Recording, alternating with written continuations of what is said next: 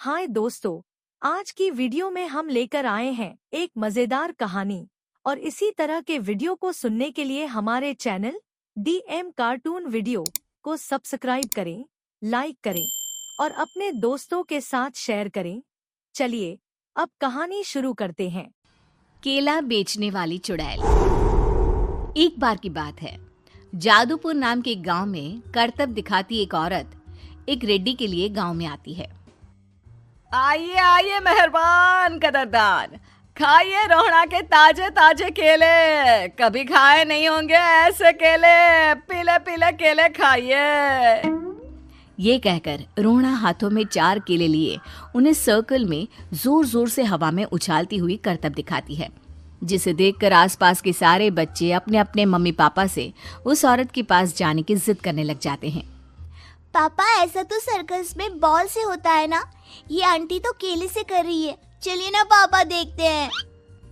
रोहड़ा एक पतली सी तार पर चलती हुई केलों से करतब दिखाती है। आते जाते सभी लोग बाहर रुककर उसके करतब देखते हैं और वाह वाही करते नहीं थकते।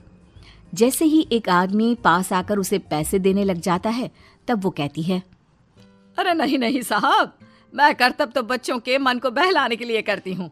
धंधा तो मेरा केले का है।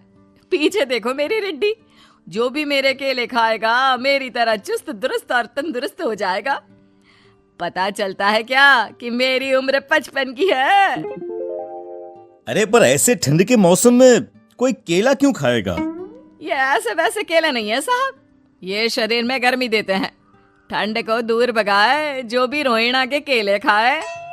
पापा, अगर मुझे केले नहीं मिले तो मैं घर नहीं जाऊंगी। तभी उसके पापा कहते हैं कि बेटा, केले ठंड में कभी गर्मी नहीं देते। ये सब कहने की बातें हैं, सामान बेचने का तरीका है इनका। पर पिंकी नहीं मानती। मैं केले खाऊंगी। पिंकी की जिद के आगे नत्थू हार जाता है और उसे केले खरीद कर दे देता है। पिंकी खुश होकर केले घर ले आकर खाती है। अब मैं भी करतब करूंगी, कितना मजा आएगा। जादुई केले।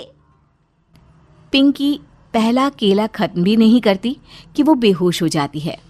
दूसरे केले से एक काला धुआं आता है और रोहड़ा चुड़ैल बनकर बाहर निकल आती है। मेरे भूतिया केले बच्चे न खाए, ऐसा हो ही नहीं सकता।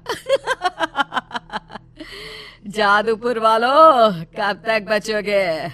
आ गई हूं मैं रोहड़ा, जिसका कोई नहीं कर सकता सामना। रोहड़ा पिंकी को गोद में उठाकर काले धुएं में कहीं गायब हो जाती है। शाम के वक्त नत्थू घर लौटता है और पिंकी को घर में ना पाकर उसकी माँ से कहता है, माँ पिंकी कहाँ है?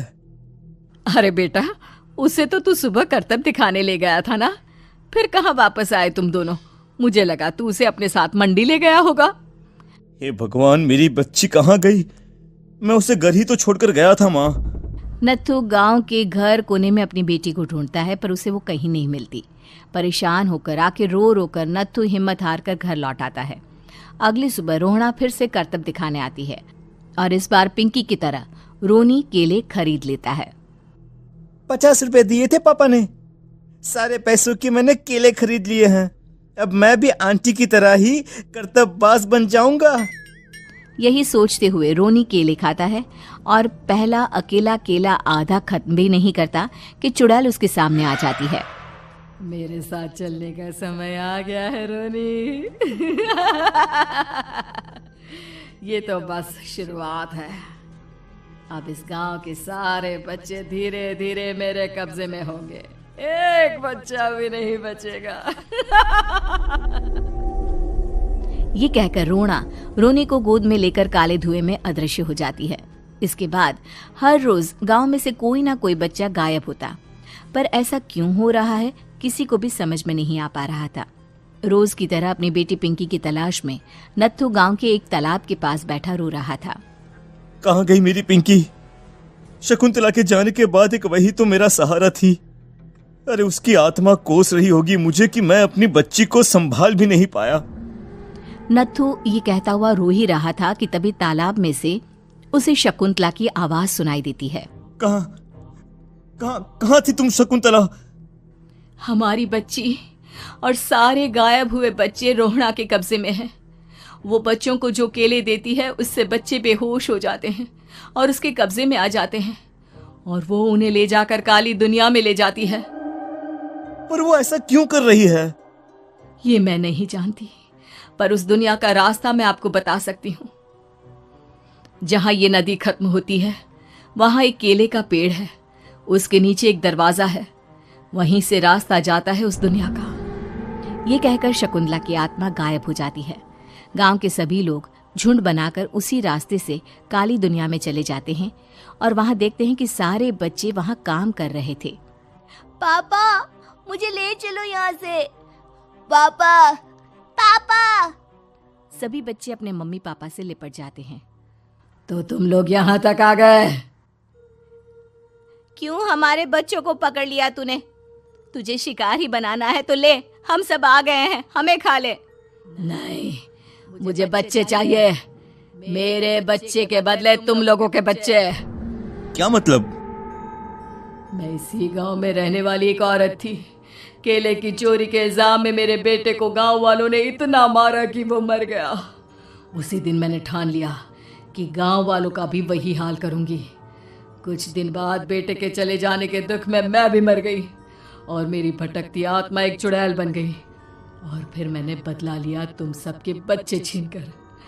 बर्दाश्त नहीं कर पाए ना, सोचो मुझ पर क्या बीती होगी। हमें माफ कर दो रोहणा, पता नहीं ये किसकी गलती थी पर हम सभी माफी मांगते हैं। हमारी खुशियां लौटा दो, तुम भी तो एक माँ हो। गांव वालों की बात सुनकर रोहणा का मन पिघल जाता है और वो बच्चों को छोड़ देती है। उसके बाद काली दुनिया बच्चों के लिए जादुई दुनिया बन जाती है। अब कोई भी कभी भी वहां आ जा सकता था।